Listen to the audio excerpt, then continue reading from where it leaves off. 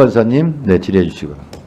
공수처장님, 공수처는 대통령으로부터도 협력 지시를 받지 않는 그 아주 독립된 기관 아니에요? 예, 맞습니다. 오늘 이 자리에 와가지고 민주당 의원들이 뭔가 수사 지휘를 해요. 경찰 기동대를 동원해라. 현행범 체포를 해라. 뭔가 지시를 하는데 공수처장 지금 대응하는 태도를 보면 잘못했습니다. 네, 유념하겠습니다. 공수처장은 지금 민주당의 수사 지휘를 받으면서 수사하는 기관입니까? 그렇지 않고 여기서 모든 자세가 말씀 공수처법의 취지에 어긋나지 않게 제가 아니 가려서 뭐 했습니다. 예. 근데 지금 하는 걸 보면은 그냥 하는 대로 알았습니다, 따라 하겠습니다라는 태도밖에 안 보여요. 공수처장이 이렇게 아주 낮은 자세로 민주당 의원들의 요구에 다 응하는 듯한 모습을 보면 국민들이 공수처장을 어떻게 보겠어요, 이 자리에서. 체포영장을 제대로 집행하지 못한 점에 대해서 제가 죄송하다는 체포영장을 집행하지 못할 수도 있고 할 수도 있지만 그러나 지금 그 이후에 많은 민주당 의원들이 공수처장에 요구하잖아요. 경찰 기동대 데려가라, 현행범 체포하라, 수많은 요구가 있으면 수사상 사항이다, 답할 수 없다면 하면 되지, 유념하겠습니다, 잘못했습니다, 이 자세를 끝까지 낮은 자세로 그냥 기듯이 한다는 거 국민들이 보면 아주 볼상사나워요.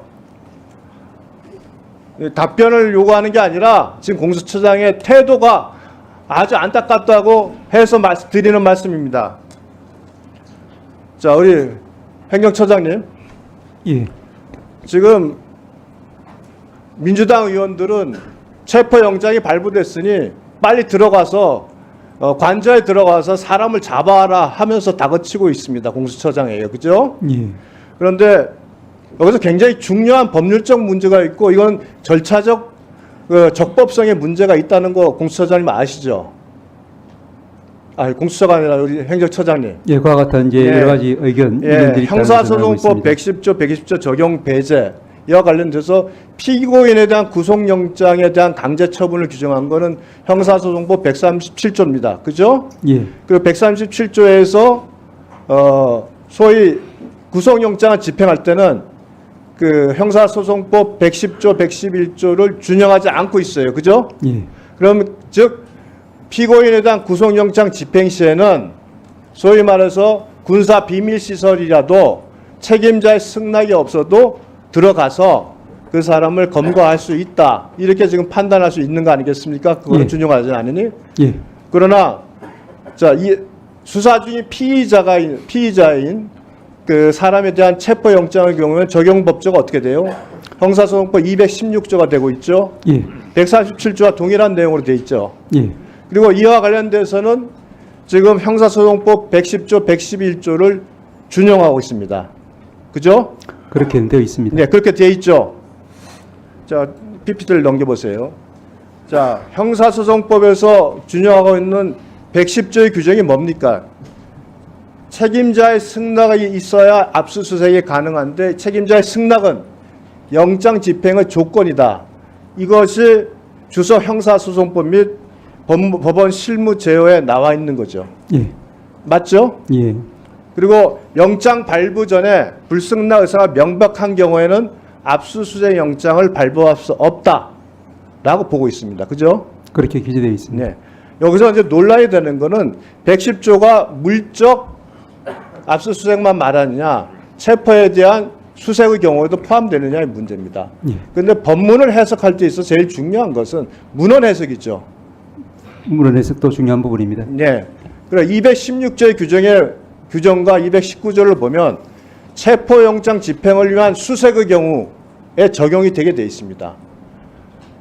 물적 그 압수를 위해서 군사 비밀시설에 들어가는 거, 그것도 책임자의 승낙이 필요하지만 인적 체포를 위해서 들어가는 경우에도 책임자의 승낙이 필요하다고 볼 수밖에 없게 지금 문헌은 돼 있어요.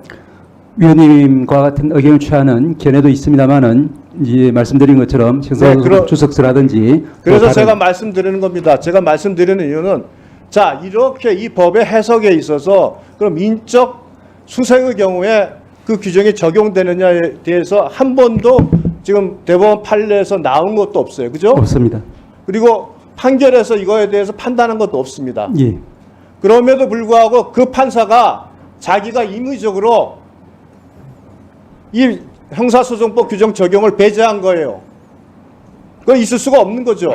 확인적 의미라고 하지만 216조에 적용되는 경우에는 그 확인적 의미를 그 본인이 임의로 판단할 수 있습니까?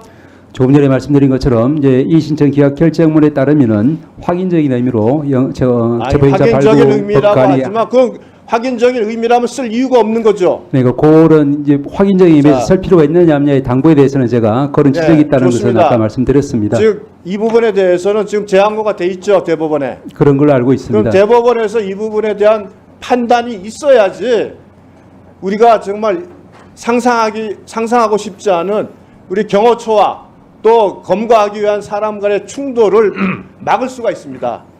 지금 이 부분 정리가 안 된 상태로 이렇게 가면 우리 예상치 못한 큰 사고가 발생할 수도 있어요.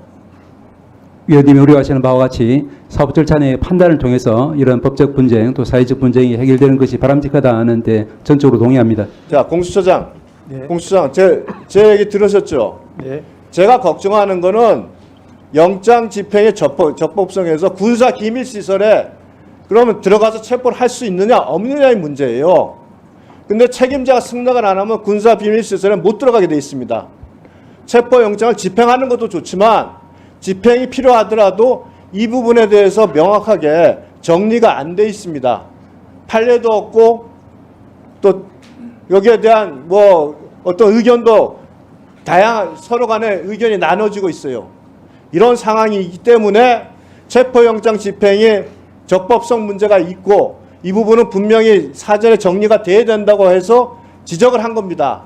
그러니까 체포영장 집행이 급하다, 당장 체포영장 발부됐으니까 무조건 집행한다?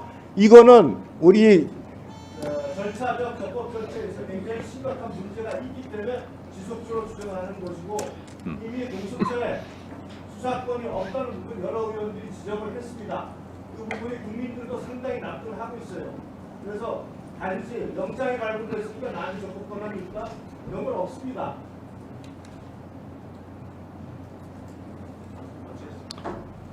네, 수고하셨습니다.